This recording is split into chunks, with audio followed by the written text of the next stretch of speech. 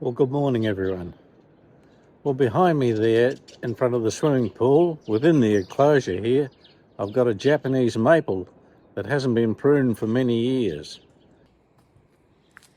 It's way overgrown, a lot of dead wood on the inside there, and I've just been watching a few videos there, what to do to make this a better presentation. By the size of the stump there, it's about 10 or 12 years old. They say you should prune it in the winter time. We're at the end of winter now, going into spring, so let's free it up a bit. And when we started thinking about tidying up the Japanese maples, we found we've got not one or two, but 7 in the yard. This one here needs a little bit of a tidy up too.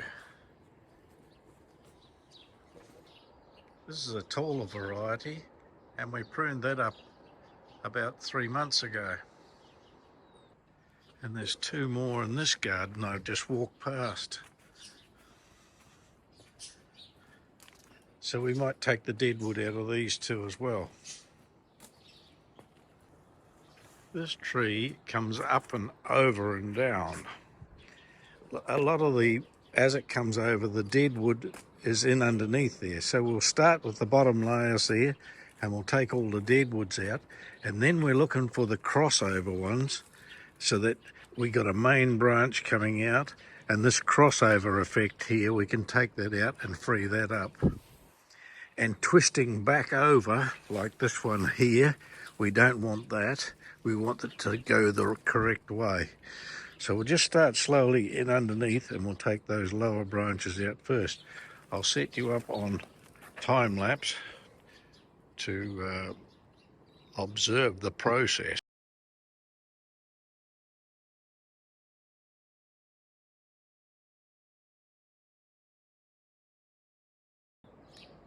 Just by taking the dead wood out and underneath there, I'm aiming for the umbrella effect there, and I'll work my way on round.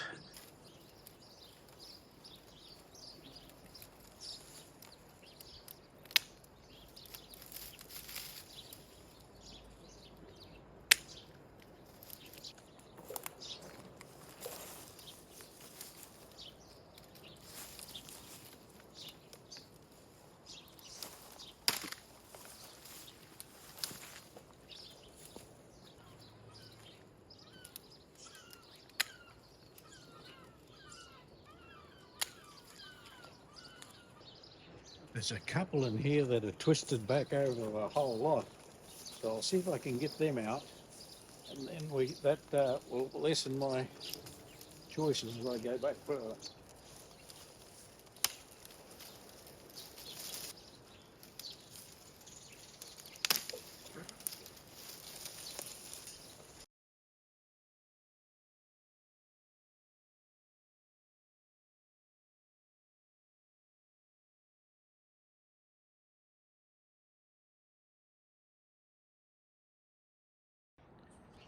So just by taking the dead wood out in underneath and the crossovers, I'm trying to leave a shape there that is still drooping, and will give the drooping effect.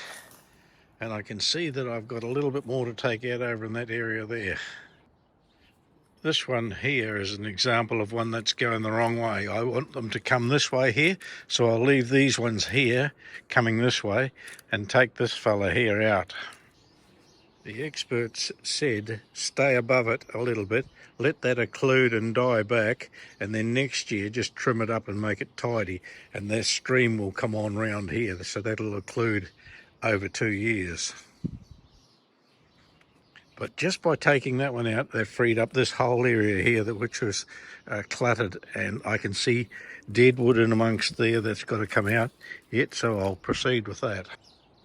These bottom 2 here have done their time, so I think this one here needs to go, and this one down here needs to go, and that gives these top ones here a chance to do the drooping and taking over. So my next cut is through here and there, and we'll take that out. So that's me cut made, and I'm thinking that will free up all this area when I boot him out of there.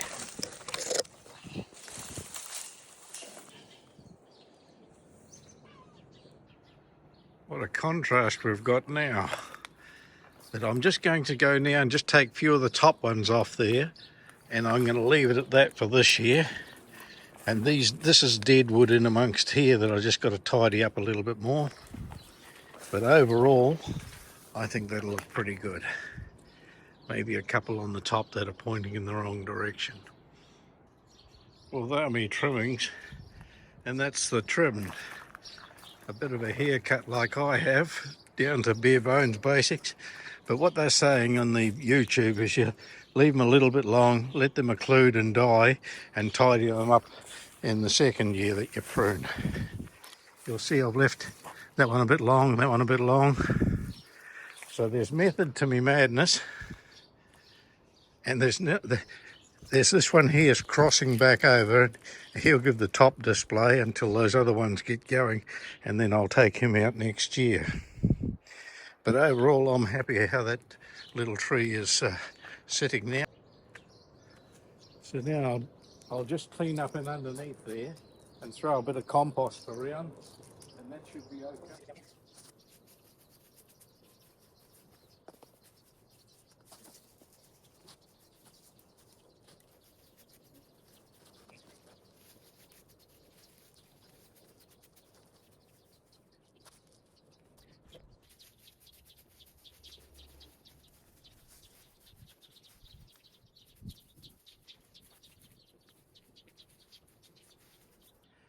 So inside this pool here, it looks as though she had plastic down and then stones and plantings along here.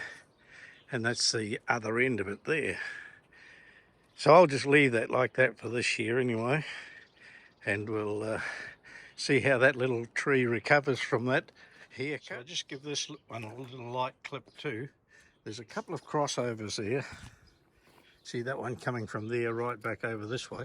But I'm going to leave him this year, and we'll take him out next year. We'll just see how he pans out. But that one's drooping that way, this one this way. I don't want them out on the path here, so that's looking all right. And you can see that one there curling back over the top. He could probably go. In fact,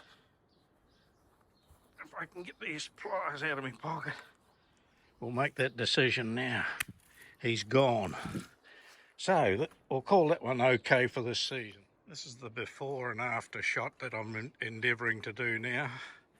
So you can see there's a lot of dead wood in underneath there and a lot of new growth ready to get going.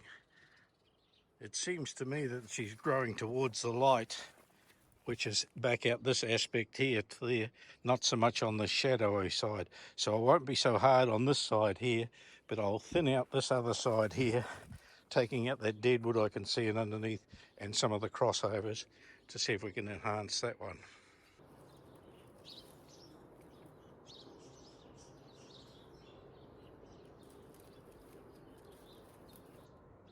So I see a big crossover one here that if I take him out first, then that will free up a lot of the stuff that's drooping from this side here. I'll get him.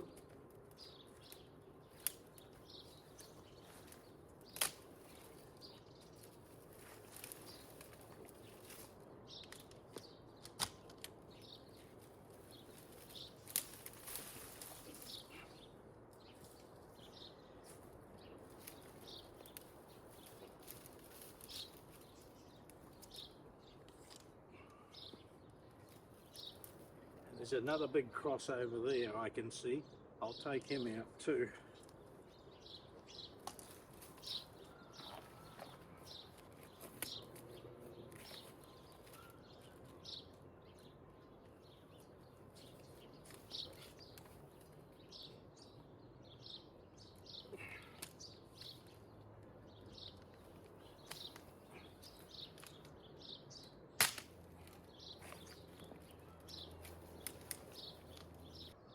So already, just by taking that cross out over, that's freed up a lot of my thinking and trimming as I work my way around this one. So these are the dead foliage that I'm after now. See that lighter grey one here, this one here, that one there, that one there, that one there, etc. So I'll do that now. I'll take out the dead wood.